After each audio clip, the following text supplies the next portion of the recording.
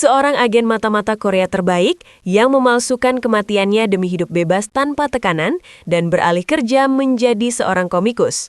Namun sayangnya, profesi baru yang ia geluti ini tak kunjung membuat ekonomi keluarganya membaik. Hingga suatu waktu karena terpepet keuangan, ia terpaksa membuat komik yang berisi rahasia negara.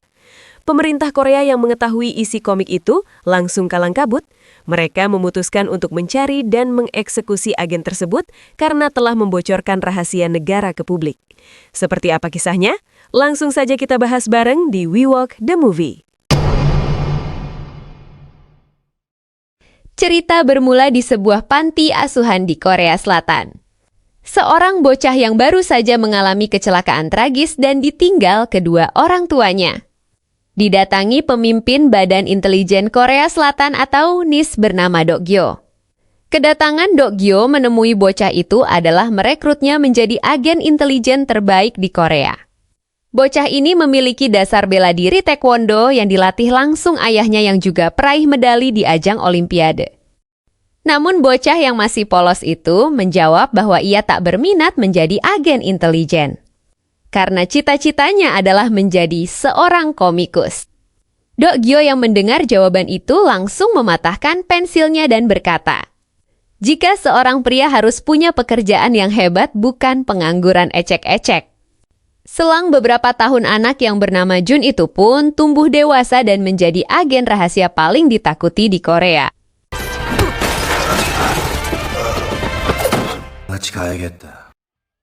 Pada suatu malam, tim Dishil yang diketuai Dokgyo memimpin rapat penangkapan mafia kelas kakap Korsel bernama Jason.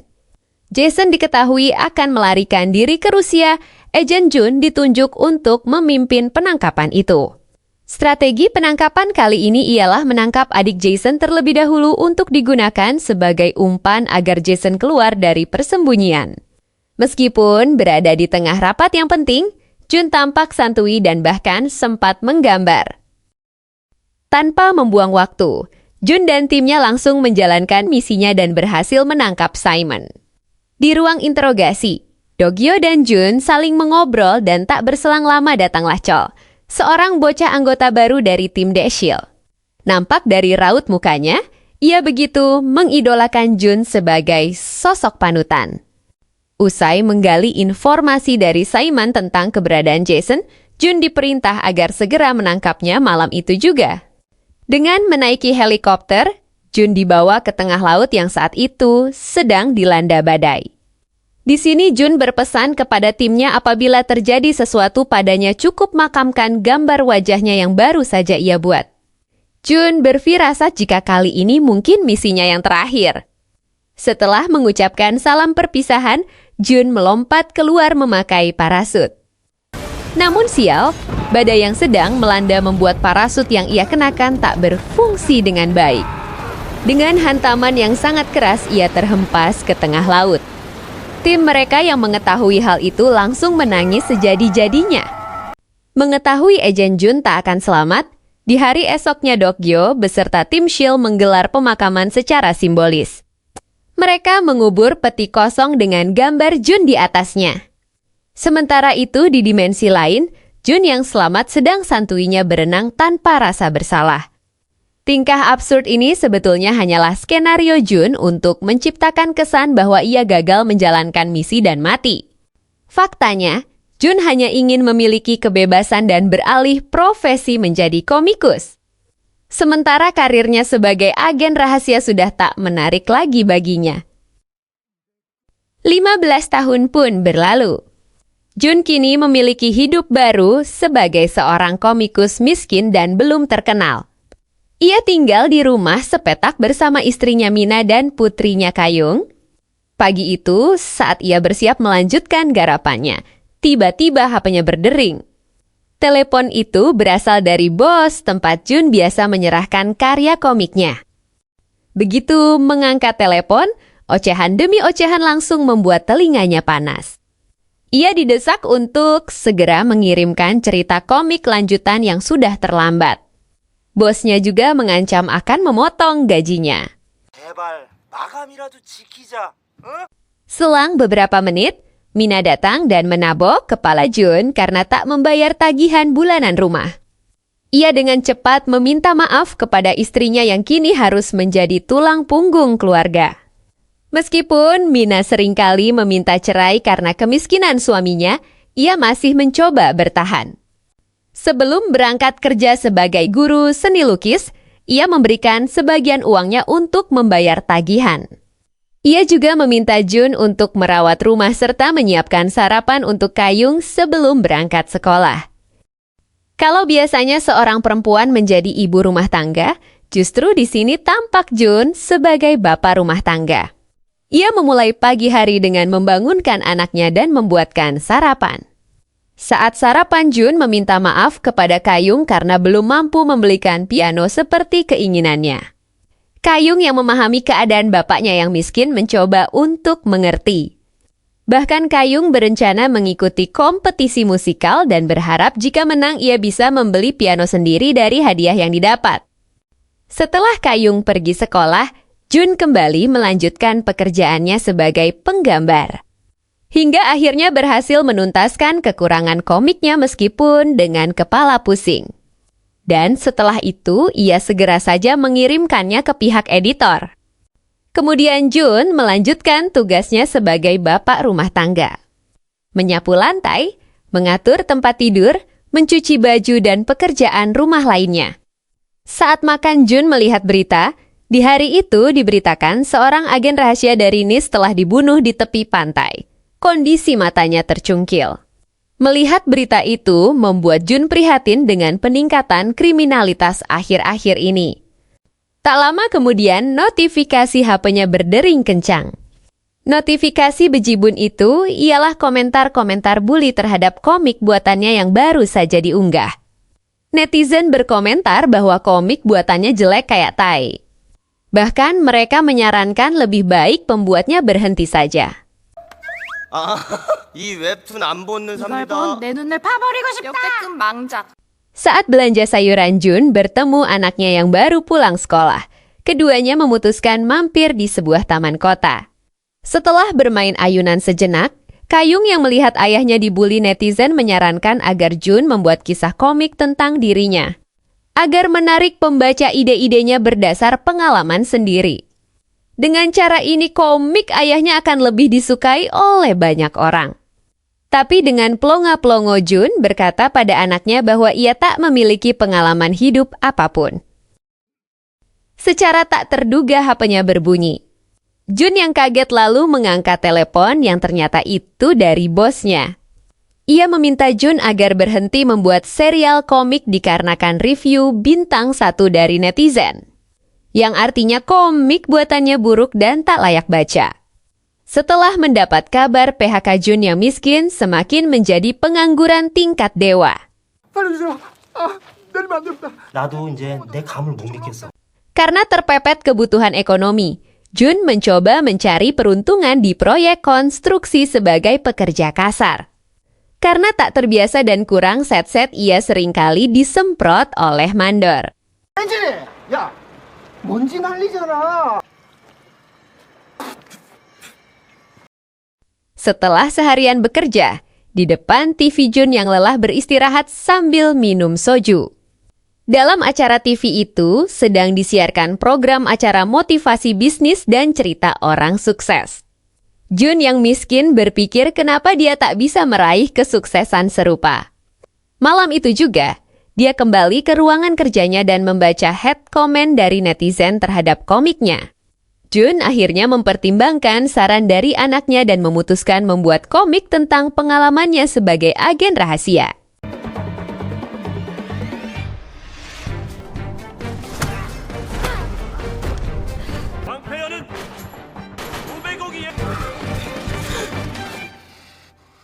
Karena terlalu keras bekerja, Jun pun tertidur dengan pulas. Keesokan paginya, istrinya tampak sumringah menyiapkan sarapan pagi untuknya.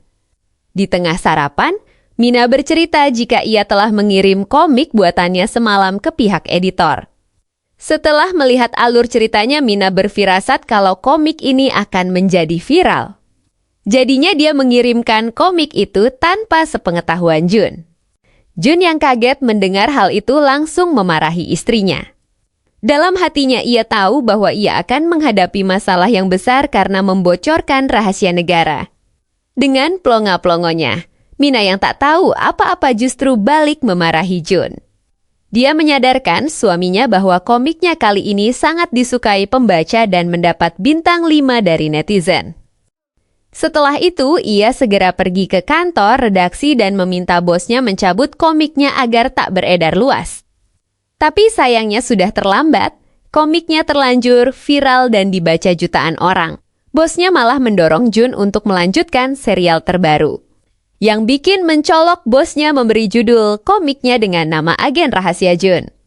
아이씨, 헛소리 그만하고 빨리 가서 다음에 작업이나 해. 나 지금 바빠 지금. Jun yang gagal membujuk bosnya memutuskan balik ke rumah. Di perjalanan pulang tiba-tiba turun hujan. Jun langsung teringat Kayung yang tak membawa payung saat sekolah. Karena takut anaknya basah kuyup, ia pun menunggu di gerbang sekolah. Alangkah mindernya Jun melihat anaknya satu payung bersama temannya yang anak konglomerat dan naik mobil mewah. Dikemeluti rasa frustasi melihat kesuksesan ayah temannya, Jun menutupi wajahnya lalu pulang sendirian. Sesampainya di rumah ia melihat kamar anaknya kemasukan air hujan karena jendela lupa ditutup. Saat merapikan kamar anaknya yang basah, ia tak sengaja menemukan catatan buku kecil anaknya yang berisi lirik lagu. Lirik lagu itu dibuat sendiri oleh anaknya. Inti dari lirik lagu buatan Kayung berisi curahan hati tentang kemiskinan hidup dan himpitan ekonomi keluarganya. Saat membacanya, Jun menjadi semakin sedih dan menangis. 1등해서 upbeat 갚아야 해. 나 오늘 성공해서 집 사야 해. Ia kembali ke ruangan kerjanya dan memutuskan melanjutkan serial komiknya tentang agen Jun. Meskipun bakal menghadapi resiko besar, ia tak begitu peduli, karena yang dibutuhkan saat ini adalah uang dan kebahagiaan keluarga kecilnya.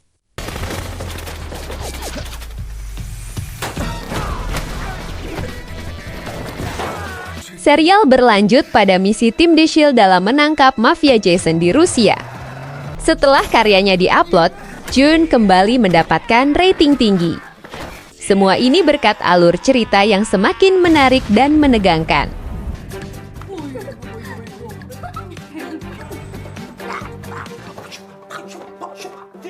Karena komiknya begitu laris, Jun pun menerima banyak pundi-pundi uang. Ia menggunakan pendapatan itu untuk membelikan piano baru untuk anaknya.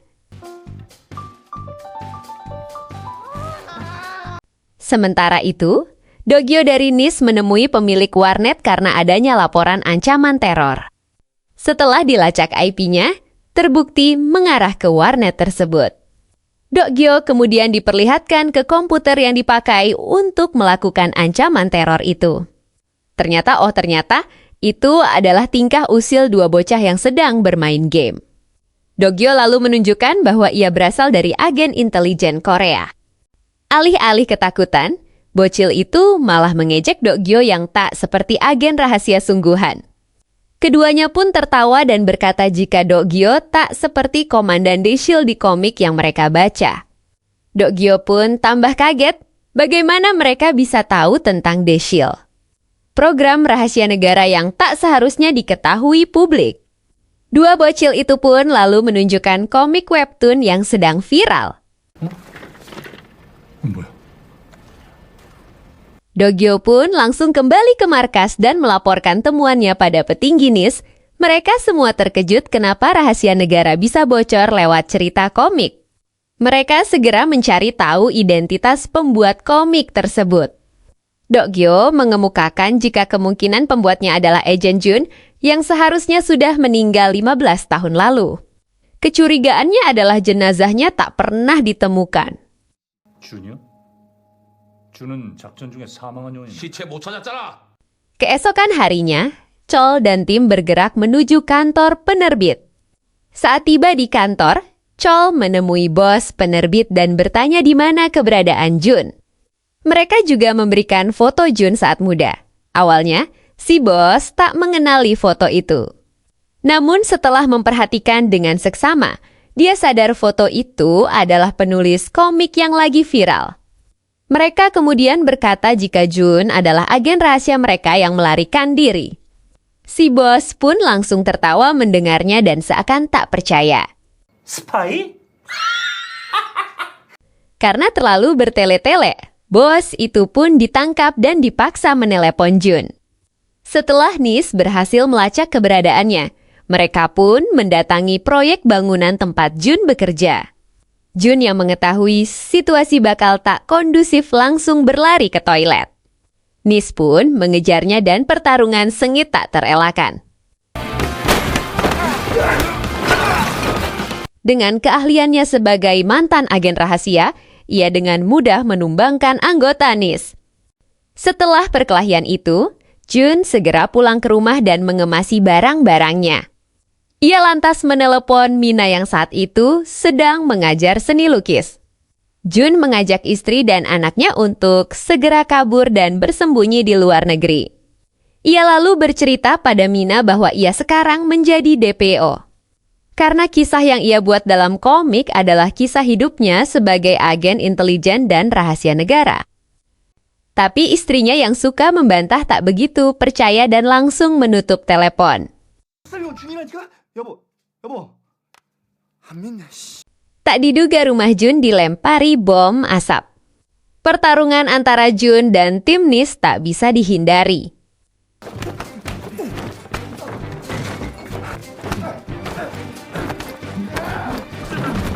Setelah beberapa menit baku hantam, ia akhirnya berjumpa kembali dengan Chol. Chol yang merupakan juniornya dulu yang sangat mengidolakannya. Di sini Jun yang lengah justru berhasil dilumpuhkan dengan pengejut listrik. Jun pun pingsan dan akhirnya tertangkap. Adegan kemudian berpindah di kantor penerbit. Bos Jun kaget saat ia baru masuk ada segerombolan gangster yang memporak-porandakan isi kantornya. Gangster itu ternyata gerombolan Jason dan anak buahnya. Jason yang mengetahui jika pembuat cerita komik itu adalah Jun. Makanya ia datang ke situ untuk mencari Jun dan berniat balas dendam. Di sini Jason tak ragu untuk membanting bos penerbit agar mau membocorkan di mana Jun berada. Sementara itu, Jun yang terborgol di markas Nis sedang diinterogasi oleh Chol. Chol tampaknya sulit menerima kenyataan bahwa Jun yang mereka kira telah meninggal 15 tahun lalu ternyata masih sehat walafiat. Mereka teramat kecewa karena rahasia negara harus dibongkar Jun demi mendapat uang untuk menutupi kemiskinannya. Dokgyo yang emosi langsung menendang Jun. Tak berselang lama, usai Jun dipersekusi habis-habisan ia lalu mendapat telepon. Panggilan itu ternyata dari Jason. Usut punya usut istrinya Mina telak diculik Jason. Sebagai tebusan, Jason meminta Jun membawa Dokgyo hidup-hidup. Karena sejarahnya dulu, Dokgyo lah yang menyiksa Simon adik Jason hingga mokat. Demi keselamatan istri tercintanya, Jun pun memenuhi permintaan Jason. Ia lalu memutar otak dan menggunakan keterampilan lamanya sebagai agen rahasia dan menawan Dokgyo. Nis pun kewalahan menghadapi Jun seorang diri. 너 진짜 이러면 돌이킬 수 없다. 당장 그만둬. 총 버려. Dokgyo yang berhasil dibawa keluar dari markas Nis kemudian dimasukkan ke dalam mobil. Mereka selanjutnya menuju sebuah tempat yang telah ditentukan Jason. Dalam perjalanan menuju lokasi, agen-agen Nis yang terus membayangi mereka memaksa Jun untuk melumpuhkan mereka satu persatu.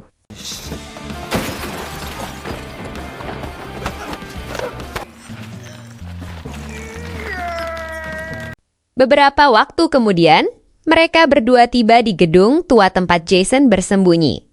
Jason lalu mengeluarkan Mina sebagai pertukaran tawanan.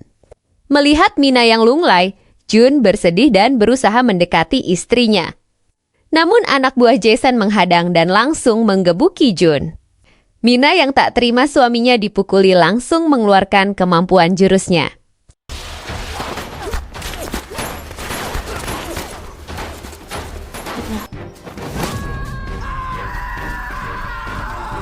Ternyata pemirsa.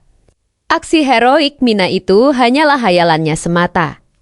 Mina sangat mabuk akibat terlalu banyak minum bir waktu dikurung Jason.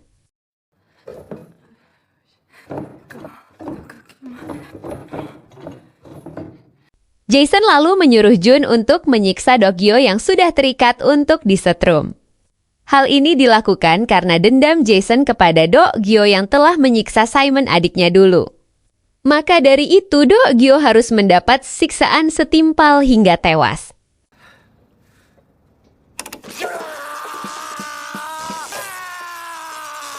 Tim NIS yang berhasil melacak lokasi Jason akhirnya datang dengan menabrakkan mobil mereka. Tembak-menembak antara kedua kubu pun tak terelakkan.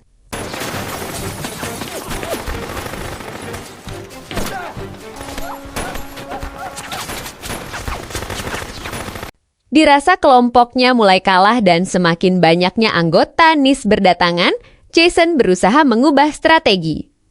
Komandan NIS menginstruksikan agar Jason dan anak buahnya menyerahkan diri. Dengan terpaksa, Jason mengangkat tangannya dan berkata oke. Dari sinilah perdebatan sengit nan lucu muncul. Mereka saling menyalahkan satu sama lain. Komandan menyalahkan Jun, Jun menyalahkan Jason, Jason menyalahkan Dokgyo, Dokgyo menyalahkan komandan. Dan akhirnya komandan memerintahkan menembak Jun. Karena sejak awal, masalah ini muncul karena Jun memalsukan kematiannya dan menipu dirinya. 오지 마. 오지 말라니까. Baku hantam pun kembali terjadi antara NIS dan Jun. 좀 들어가 좀. Komandan NIS yang melihat Jun membela diri memerintahkan tim penembak jitu yang ada di atas gedung untuk beraksi. Chol yang melihat itu langsung berlari menghadang peluru yang akan mengenai Jun. Saat itu juga timah panas mengenai tubuh Chol.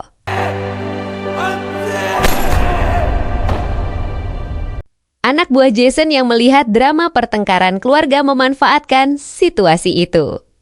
Ia menembaki tim NIS dan membebaskan Jason yang terborgol.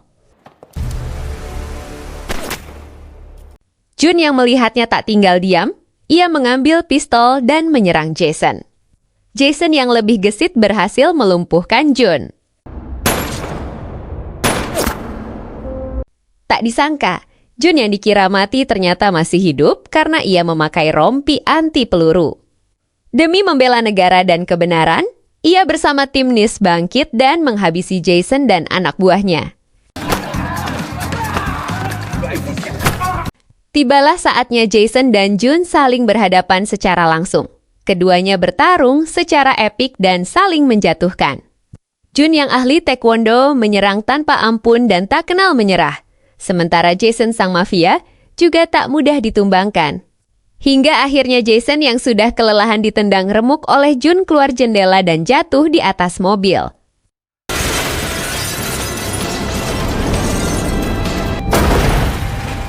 Melihat aksi Jun yang keren, mereka semua terpana dan bangga padanya.